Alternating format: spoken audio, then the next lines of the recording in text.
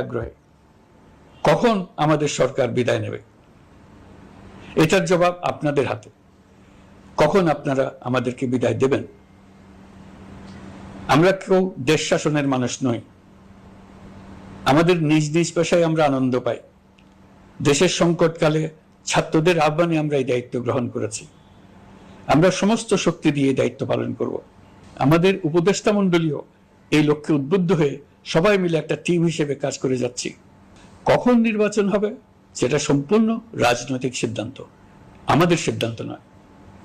দেশবাসীকে ঠিক করতে হবে আপনারা কখন আমাদেরকে ছেড়ে দেবেন।